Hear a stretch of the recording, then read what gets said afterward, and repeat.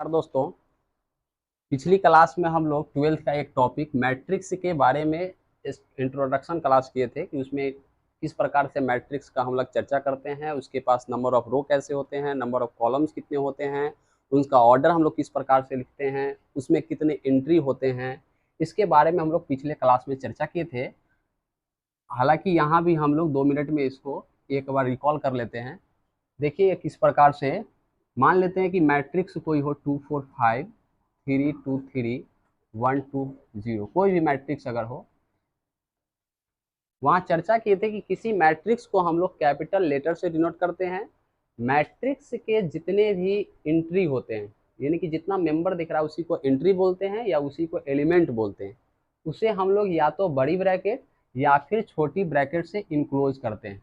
Generally रहता है बड़ी ब्रैकेट, लेकिन हम छोटी ब्रैकेट से भी इसको इनक्लोज कर सकते हैं।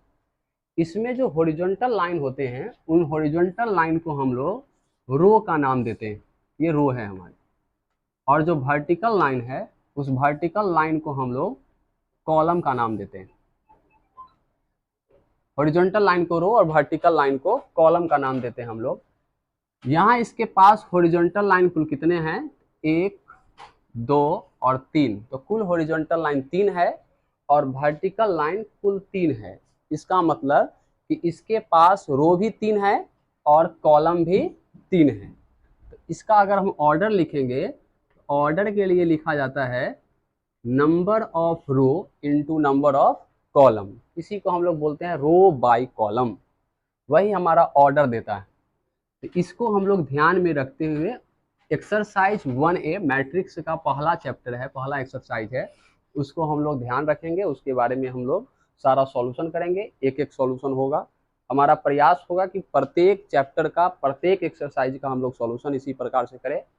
देखिए यहाँ पहला क्वेश्चन एक्सरसाइज 1A का कि if matrix A is equal to, ये दिया है एक मैट्रिक्स और आपसे पूछ रहा है नंबर ऑफ रो कितने हैं, कॉलम्स कितने हैं, उसका ऑर्डर क्या है, उसमें कुल कितनी एंट्री हैं, मेंबर्स का पोजीशन दे रखा है और कह रहा है कि वह पोजीशन है अगर तो बताइए कि 2 3 पोजीशन वाले कौन सा एंट्री है। ऐसा कुछ क्वेश्चन दिया है, चलिए देख लेते हैं इसमें। और नंबर ऑफ रो बोला गया कि रो कौन सा लाइन होता है, वर्टिकल लाइन को हम लोग रो बोलते हैं। तो देखिए इसमें कितने वर्टिकल लाइन, 1 2 और 3। इसी को हम लोग बोलते हैं R1, इसको बोलते हैं R2 और इसको बोलते हैं R3। तो नंबर ऑफ रो इसमें कितने, 1 2 3, तो 3 रो इसके पास। नंबर ऑफ कॉलम किसे बोला जाता है, तो कॉलम हम लोग बोलते हैं वर्टिकल लाइन को, इसको बोलते हैं C1 C2 C3 C4। Column 1 column 2 column 3 column 4। इसमें कुल कितने कॉलम है, तो 1 2 3 4। अब पूछा है ऑर्डर कितने। ऑर्डर कैसे निकालते हैं, नंबर ऑफ रो को यदि हम लोग नंबर ऑफ कॉलम के साथ लिखते हैं तो उसे बोलते हैं ऑर्डर। ऑर्डर में देखिए कितना है, नंबर ऑफ रो और बाई नंबर ऑफ कॉलम। ये बोलते हैं हम इसे बाई है, लेकिन लिखते हैं हम लोग क्रॉस का साइन। ये लेंथ और ये ब्रेथ दिखाता है, लंबाई और चौड़ाई दिखाता है। नंबर ऑफ एंट्री, एंट्री का मतलब इसके पास कुल कितने मेंबर हैं, कुल कितने एलिमेंट है। देखिए कितने एलिमेंट है, 1 2 3 4 5 6 7 8 9 10 11 12। टोटल एंट्री 12 है। हालांकि हमको काउंट करने की आवश्यकता नहीं है, इस दोनों को हम लोग मल्टीप्लाई कर लेंगे और 3 4 जा 12, तो इसके पास 12 एलिमेंट है कुल। अब पूछ रहा है A23 क्या है। A23 का मतलब हुआ वैसा एलिमेंट जो दूसरे रो के तीसरे कॉलम में बैठा है। तो देखिए दूसरा रो और तीसरा कॉलम, तो दूसरा रो और तीसरा कॉलम में कौन एलिमेंट है, तो ये आपका 8 है कि दूसरा रो हो और कॉलम तीसरा हो, ये लिखेंगे 8 8। A31 का मतलब क्या हुआ, तीसरा रो और पहला कॉलम। तो तीसरा रो देखिए कौन है, तीसरा रो ये है और पहला कॉलम ये।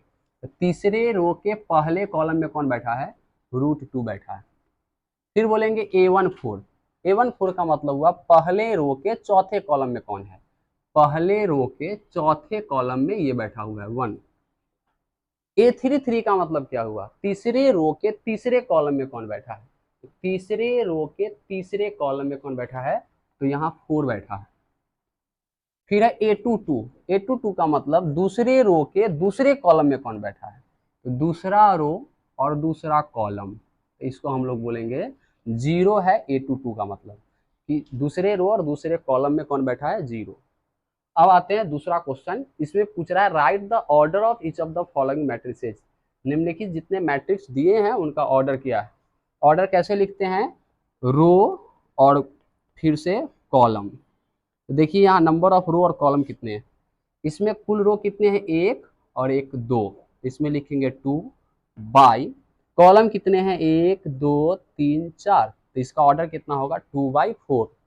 फिर इसमें देखिए कैसे लिखेंगे, नंबर ऑफ रो कितने हैं, 1 2 3, तो ये लिखेंगे 3/, कॉलम कितने हैं, 1 1 2, तो लिखेंगे 3/2।